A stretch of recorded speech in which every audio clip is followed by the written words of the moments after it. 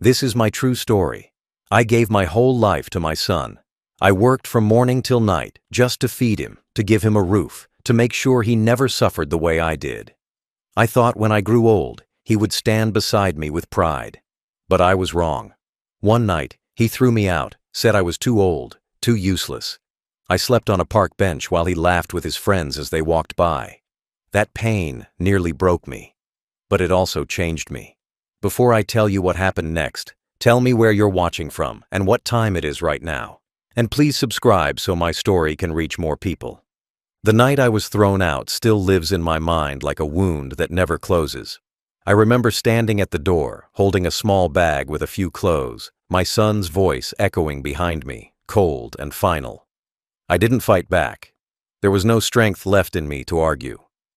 I walked into the dark streets, the house lights fading behind me, knowing that the home I built with my own hands no longer had space for me. That night, I found a wooden bench in the park. The wind was sharp, the ground cold, and I had no blanket, only an old coat that barely kept me warm. I pulled it tighter and looked up at the sky, asking why a father's love always ends with silence. Every noise scared me. The footsteps of strangers, the cars passing, the sound of dogs barking in the distance. I tried to sleep, but couldn't. The cold cut through my bones, and the memories burned worse. I thought about the days when that same son would hold my hand across the street, the nights when I'd stay awake to make sure he had dinner ready before his exams. Every sacrifice, every drop of sweat, every unpaid meal to keep him fed, all of it ended with one sentence: "You're a burden." Morning came, and the sunlight didn't feel like hope. It felt like exposure. People walked by pretending they didn't see me. Some looked with pity, others with disgust.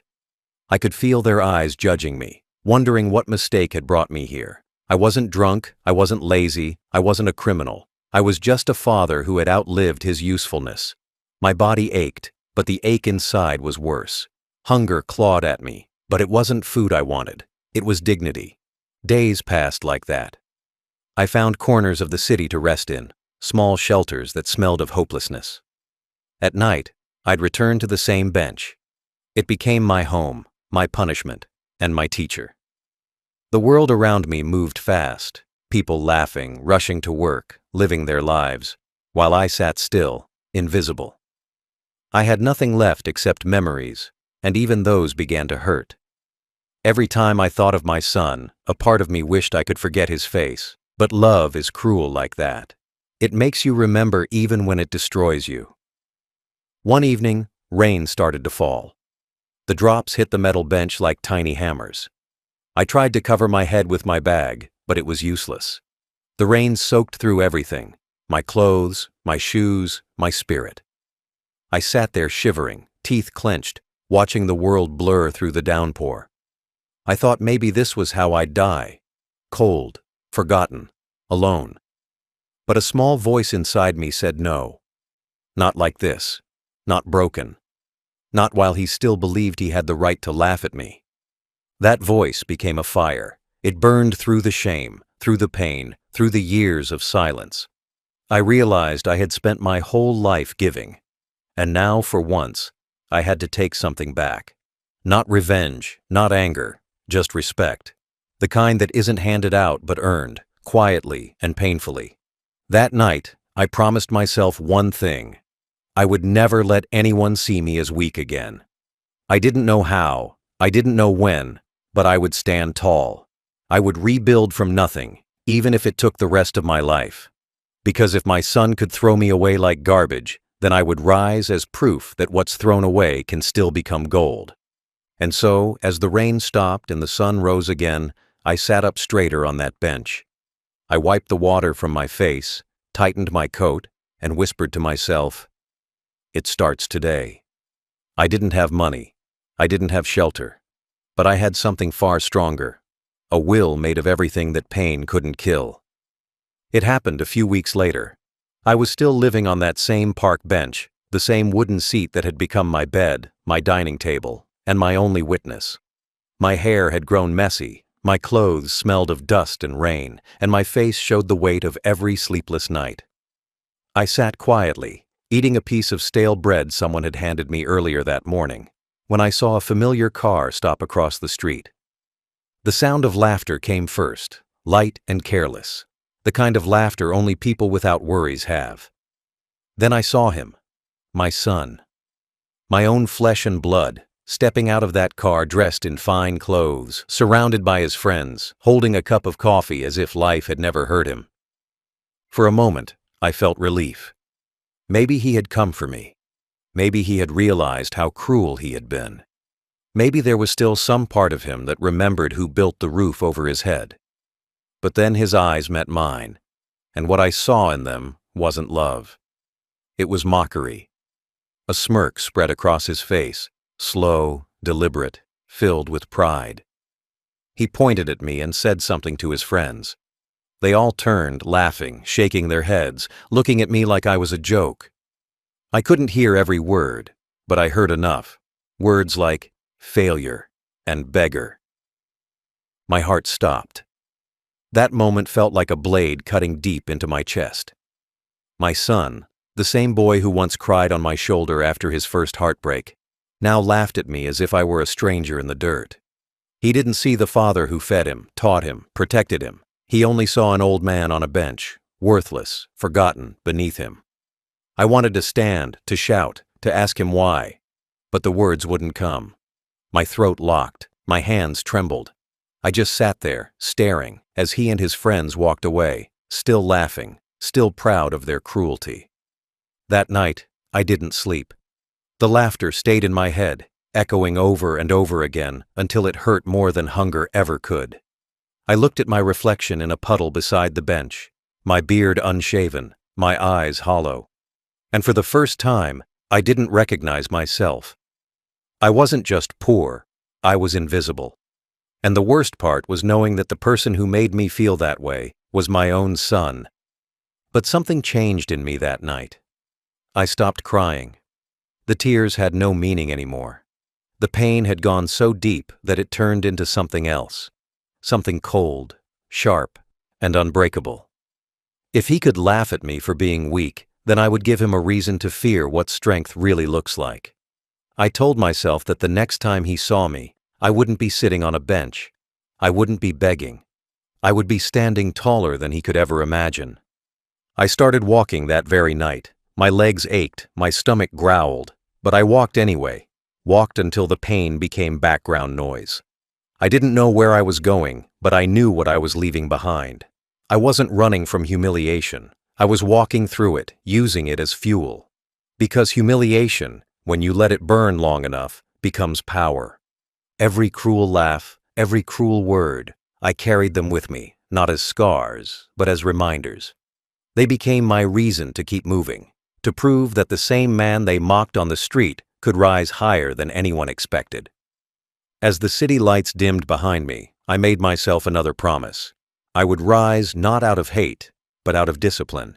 Because hate fades, but discipline builds empires. And someday, when he looked at me again, he wouldn't see a man to laugh at. He'd see the man he could never be. That night after my son's laughter echoed through the streets, I sat on that cold bench with nothing left inside me except pain. Not just the pain of hunger or loneliness. Those I had already learned to live with. This was deeper. It was the kind of pain that comes when love turns into something cruel, when someone you gave everything to looks at you and sees nothing. I stared at my shaking hands and thought about every time I'd carried him in my arms, every time I skipped my own meals so he could eat. I had worked all my life for one dream, to see my son live better than I ever did. And now that dream was spitting in my face. The streets grew quiet. The sky turned darker. I listened to the sound of my own breathing, uneven, shallow, tired. My chest felt heavy, but I didn't cry. I was past tears. There's a moment when pain grows so strong it stops hurting. It just becomes a part of you, something you wear like skin. That's what I felt. The laughter, the rejection, the humiliation. They didn't crush me anymore. They hardened me. I thought of my wife, long gone, and what she would say if she saw me like this. She always told me that kindness has limits, that if you give too much without being valued, people start to think you owe them more. Maybe she was right. Maybe I had spoiled my son with too much comfort, too much sacrifice. I gave him everything: food, education, money, but never taught him the one thing that matters: respect. And now, he treated me like garbage because I had never made him earn what he was given. That realization burned worse than the cold wind. I pulled my coat tighter, leaned against the bench, and closed my eyes. I could hear people in the distance, music, laughter, car horns, the sound of a city that didn't care. And that's when something inside me broke, not in weakness, but in clarity. I finally understood that no one was coming to save me. No one owed me kindness. If I wanted to survive, if I wanted to rise again, I had to start from zero. Alone. That thought scared me, but it also gave me strength. Pain stopped being my enemy. It became my engine. I began to see it for what it was, a reminder that I was still alive, that I still had fight left in me. If my son could laugh at my suffering, then I would turn that suffering into power. I wouldn't just recover. I would rebuild. Brick by brick, with the same hands that built his future. I started talking to myself softly, like a soldier preparing for war. "You've worked harder before," I whispered. "You've built a life from nothing once. You can do it again." My voice trembled, but I believed it. I had nothing left to lose, and that made me dangerous in the best way. Because when a man has already fallen as low as he can go, the only direction left is up. As the first light of morning crept over the park, I stood up. My legs were weak, but my heart felt stronger than it had in years. I looked at the bench one last time, the place that held my tears, my shame, my turning point, and I made a silent promise. I would come back one day, not to sleep, not to beg, but to stand tall and remember the man I became because of that pain. Pain, I realized, doesn't destroy everyone. Sometimes it forges you. It takes everything soft inside you and turns it into something unbreakable. And that's exactly what it did to me. The next morning, I woke up with nothing but determination. My stomach growled, my body ached, but my mind was clear. I knew I couldn't stay on that bench another night. If I stayed, I'd die there, not just from hunger, but from giving up. So, I started walking. My shoes were worn, my clothes smelled of the street, but I walked anyway. Every step hurt, but I told myself each one was taking me away from weakness. I had no destination, just one goal: survive today, then fight again tomorrow. I walked until my legs felt like stone. When I passed by a small warehouse near the city's edge, I saw men working, unloading boxes, cleaning trucks, carrying heavy goods. I stood there, watching. My clothes were torn, my face unshaven, but I walked up anyway. I asked for work. The foreman looked at me, suspicious, then said they didn't need help. I didn't move. I told him I'd work for food, not money. Maybe he saw something in my eyes, because after a long pause, he pointed to a broom and said, "Start with that." So I did. That was my first job after losing everything: sweeping floors, cleaning the trucks, scrubbing the oil stains from the ground. My hands blistered, my back screamed, but I didn't complain. Every drop of sweat was a promise to myself. Every broom stroke was a step away from that bench. The other workers laughed sometimes, called me the old man who never stops. I didn't answer. I didn't need to. I knew what I was building, even if they didn't. Days turned into weeks. I showed up before sunrise and left after dark. I never missed a day. I learned everything I could: how the trucks ran, where the deliveries went, how the money flowed. I asked questions quietly and listened more than I spoke. The owner, an old friend I hadn't seen in years, noticed my work. One day, he called me into his office. He didn't recognize me at first. I had aged so much from the struggle. But when he did, he was shocked. He offered me more hours, better pay, and soon I was helping manage the deliveries instead of sweeping around them. That's when everything started to change. I saved every penny. I didn't waste a single coin. While others spent their wages on drinks and distractions, I kept mine tucked away. I ate simple meals, bread, rice, water, and worked through the nights. Every extra shift was another wall built, another piece of the life I was rebuilding. Slowly, painfully, I was climbing again. Then one day, opportunity knocked. A company needed independent truckers for local contracts. Small deals, but consistent ones. My boss said it wasn't worth it, but I saw something different. I borrowed a small amount from him, promising to pay it back in 6 months. With that money, I bought an old truck that could barely run. I fixed it myself, every nut and bolt, every scratch and dent. That truck became my new home, my new chance. I worked nonstop.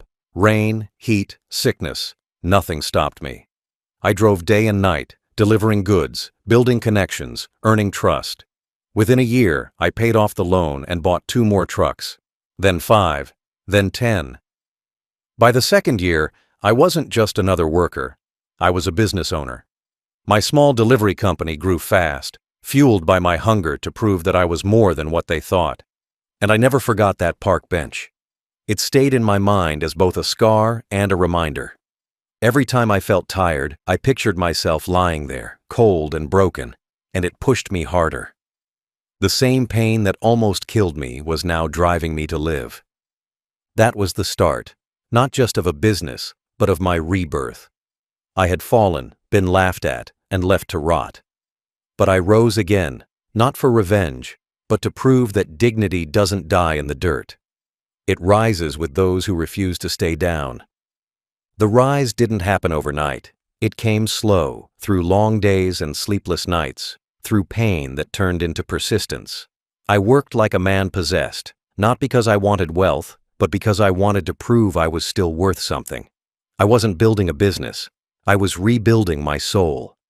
Every contract I signed, every delivery I made, every client I satisfied was one more brick in the wall between the man who once slept on a bench and the man I was becoming.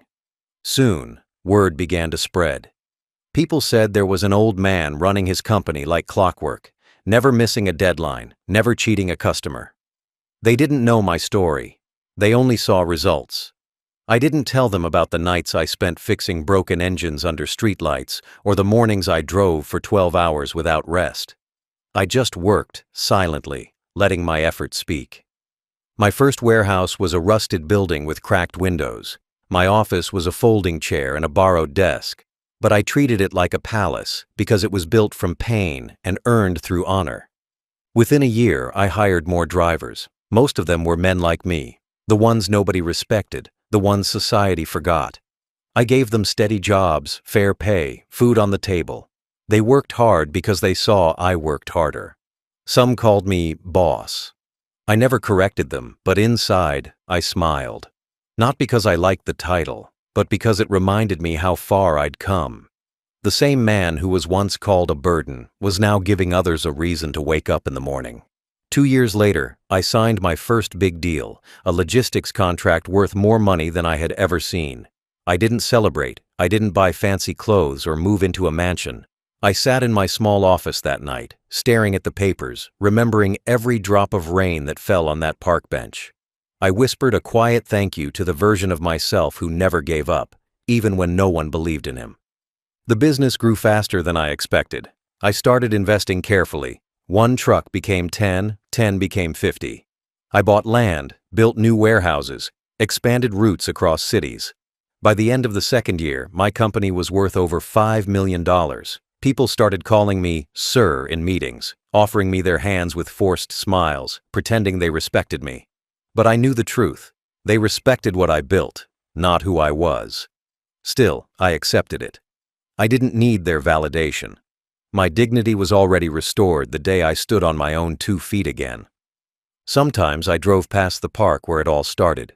The bench was still there. Different people sat on it now, the homeless, the tired, the forgotten. I'd park nearby and leave food under the seat.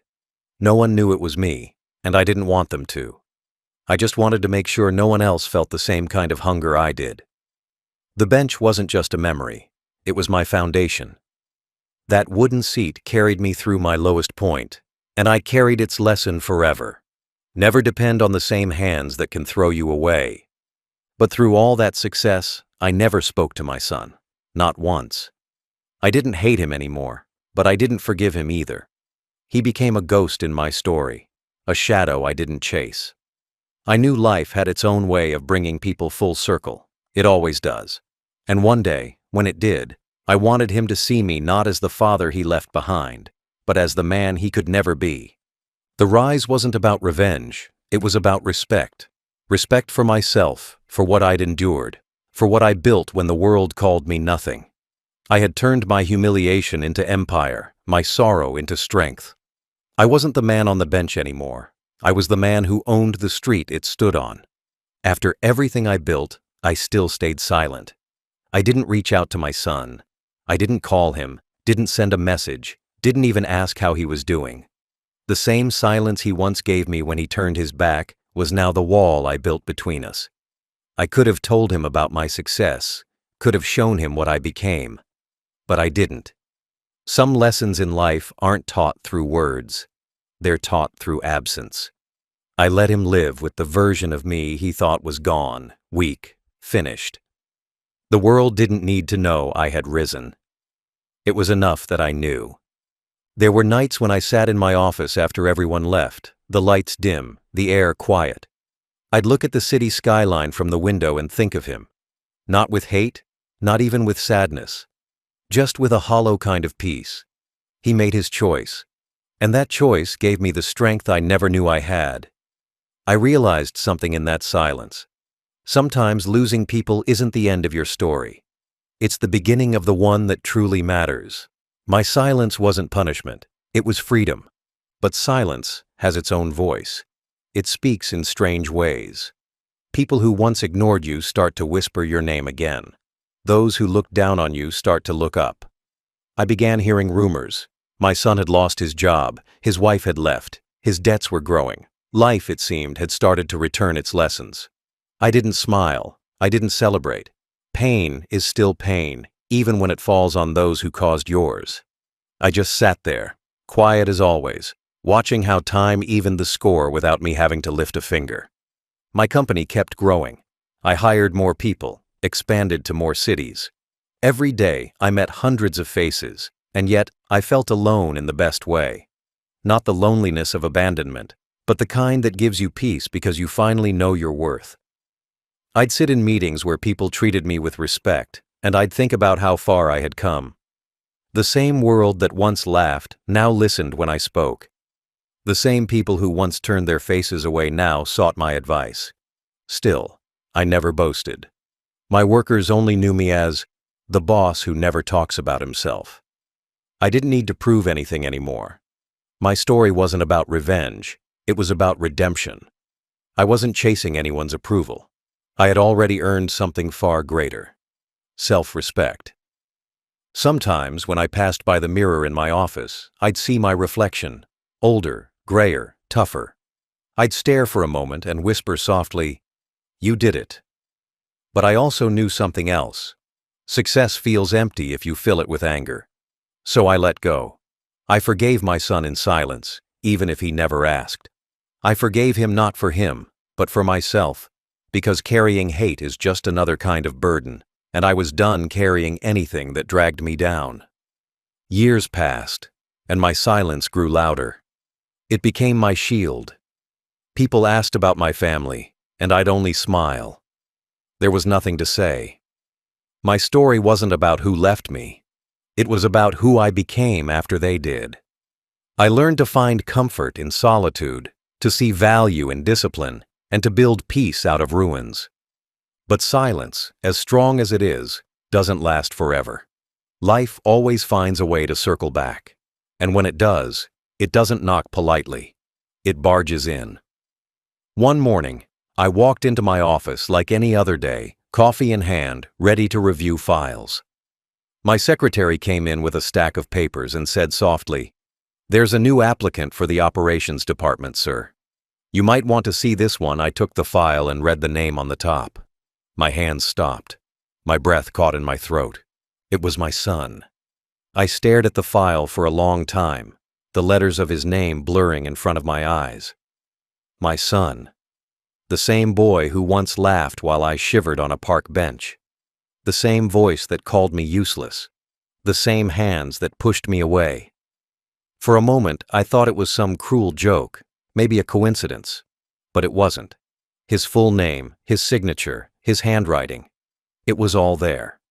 My blood ran cold. Life, in its strange way, had brought him right to my door. 2 years ago, he had taken away my dignity.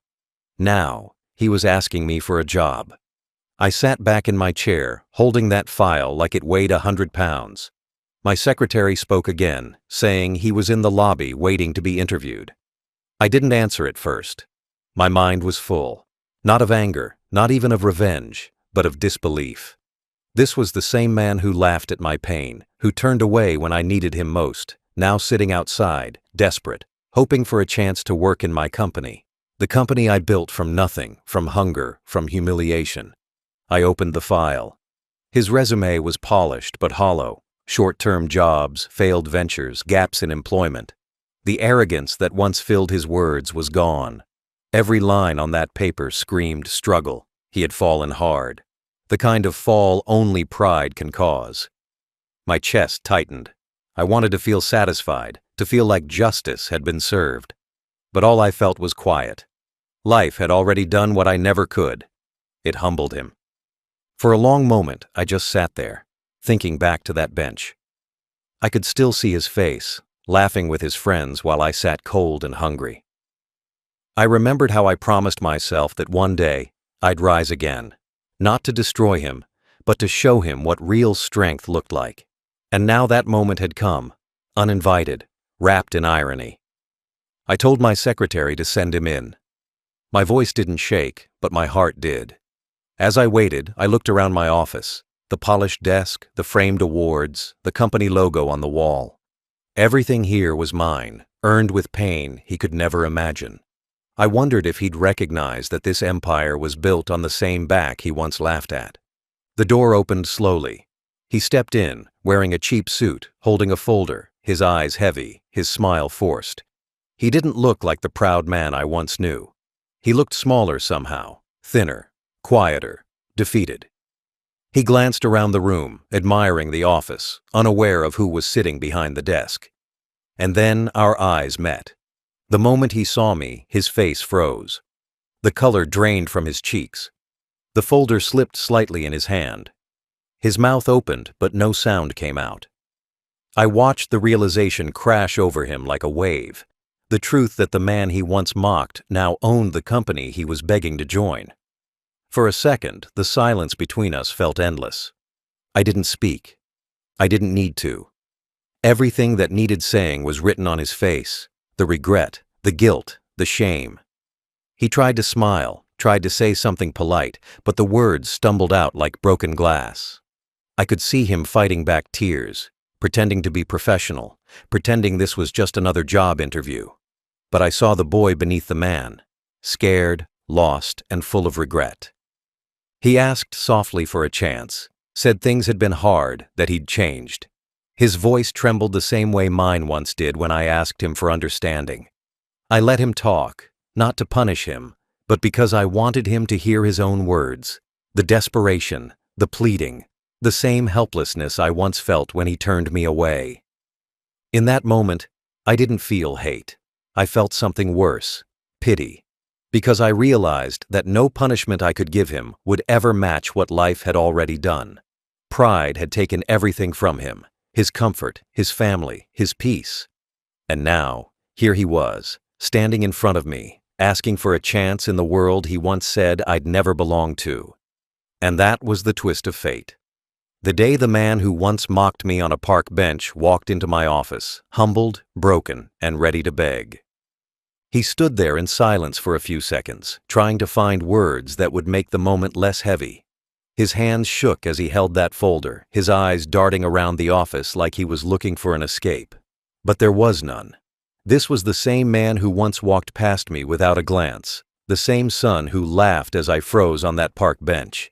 And now, he was the one standing, while I sat behind the desk he never thought I could own. Life had taken a full circle, but instead of pride, All I felt was an emptiness that even victory couldn't fill. He finally spoke, his voice soft, uncertain, cracking between each word. He said he was looking for work, that things hadn't gone as planned, that he was just trying to get back on his feet. He didn't dare call me Dad. He said, "Sir," and that single word cut through the air like a knife. The first time in my life my son called me that.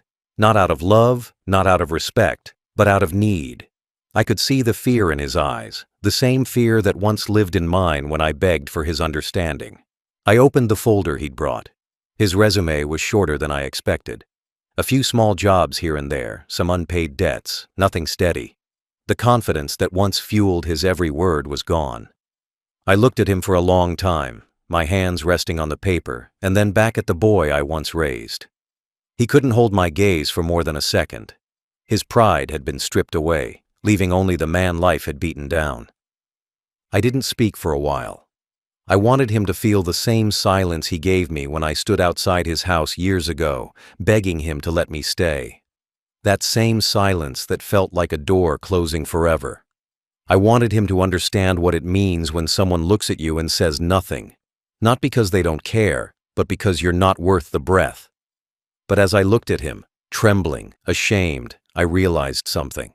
Revenge wouldn't fix anything. The past couldn't be undone. But lessons could still be taught. So I asked him one question. "Do you remember the bench?" His head snapped up. His lips parted slightly, his eyes widened. For a second he tried to act confused, but the memory hit him. I saw it. The flash of guilt, the horror of realizing that I remembered every moment of that night. He looked down again, unable to speak. I continued, my voice calm but steady. "You laughed that night. Do you remember?" His shoulders sank. He nodded slightly. He tried to say something, maybe an apology, but no words came out. I could see the tears forming in his eyes, the same eyes that once looked at me with disgust. I told him that pain doesn't break a man, it builds him if he lets it. I told him that respect isn't about power or money, it's about gratitude, something he had never learned. He nodded through tears, whispering that he was sorry. I wanted to believe him. I wanted to see the boy I once loved, not the man who threw me away. But time had changed us both. I wasn't the same father he left behind. I was harder now, colder, but also wiser. I stood up, walked around the desk, and stopped in front of him. I could see his hands trembling, his chest rising fast, like a child waiting to be scolded. He whispered again, "Dad, please, just a chance." That word, Dad, sounded broken, like it didn't belong in his mouth anymore. I looked at him for a long time, and all I said was, "I know you didn't know." He nodded, wiping his tears, thinking maybe that was forgiveness. But it wasn't. It was closure. The kind that doesn't heal, only ends. I walked back to my desk, placed his file down, and said nothing more. The silence returned, but this time, it was mine. For years, he had ignored my pain. Now, life made him feel his own. The same bench where I once slept had turned into a chair of power, and the same son who laughed at me now stood there, begging for a chance he no longer deserved. He stood there, frozen in front of my desk, his head lowered, the folder still clutched in his hands like a lifeline that was slipping away. I could see the tears beginning to form in his eyes, but he tried hard to hide them. He wasn't the proud young man I remembered. He was hollow now, a man stripped bare by the same arrogance that once made him laugh at my pain. I didn't take pleasure in it. I didn't smile or gloat. I just looked at him, calm and steady, because I wanted him to understand something deeper than words. That pride built on disrespect always collapses, and when it does, it crushes harder than any fall from wealth. I reached across the table, took the folder from his hands, and opened it again. I didn't need to read it. I had already seen enough. There were words like terminated, resigned, incomplete. Every job he had ever held ended badly. I closed the file slowly and set it down. He looked at me, waiting for some kind of answer, a yes, a no, anything. But I stayed quiet for a moment, letting the silence weigh heavy between us. Then I said, "You laughed when I had nothing. You turned your back when I needed a hand. You looked at me like I was beneath you." His shoulders started shaking. He tried to speak, but I continued. "Now, you're the one standing where I was. You're the one asking. And I need you to understand that this moment, isn't revenge. It's life showing you the cost of arrogance." He began to cry openly. His voice cracked as he said he was sorry, that he didn't know, that he was young and stupid. I listened, but I didn't feel anything. Not anger, not satisfaction, just peace. Because finally, he was seeing the truth I had lived with for years, that disrespecting someone who built your foundation only leads to your own destruction.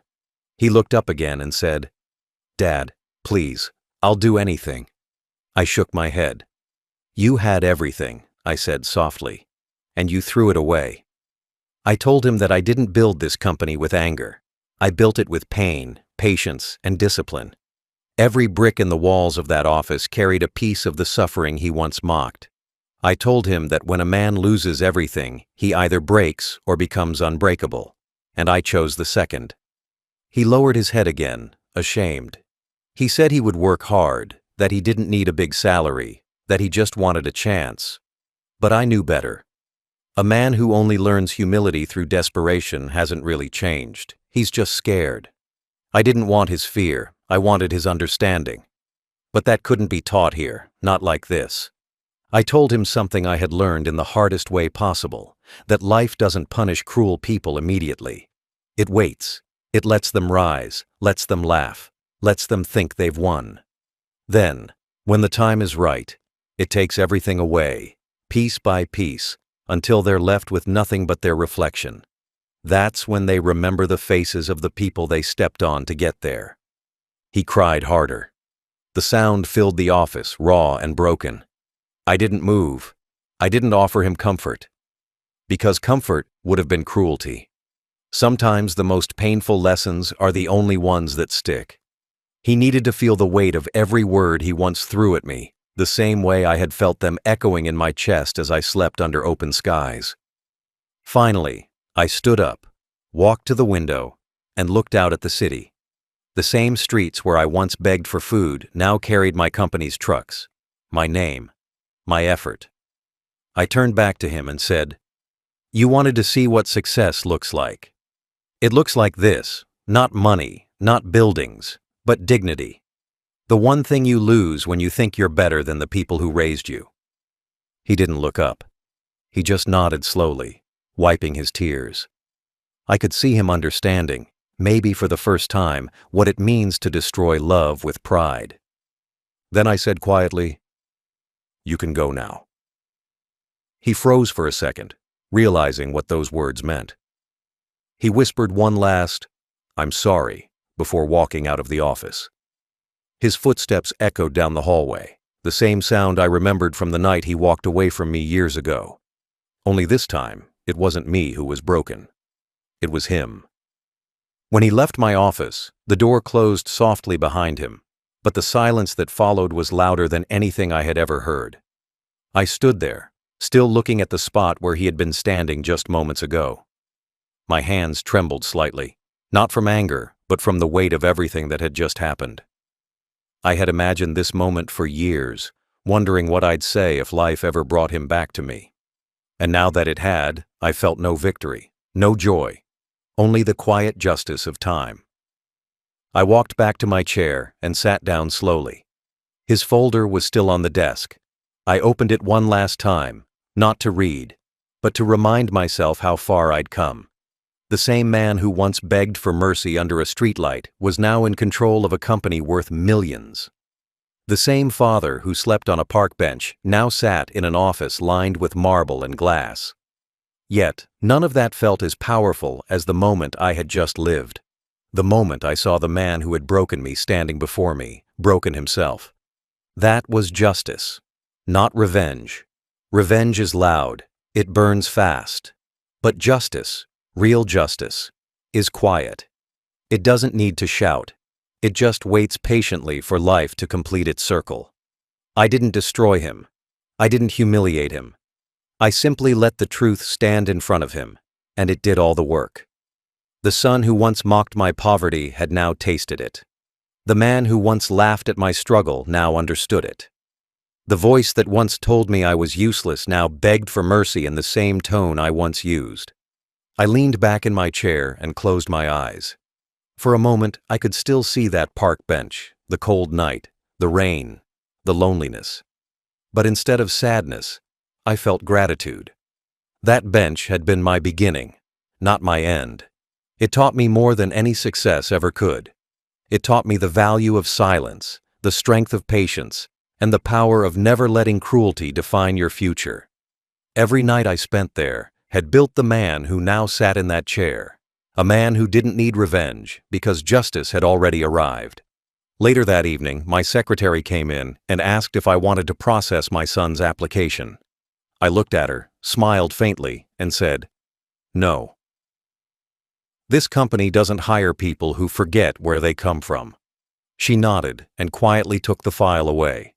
That was the end of it. No anger, no bitterness. Just closure. Days turned into weeks, and I never saw him again. But I heard things. That he found small jobs here and there. That he tried to rebuild his life. I hoped he would. Not because I wanted him to rise, but because I wanted him to understand what rising truly means. It's not about money. It's about respect. Respect for those who helped you stand before you could walk.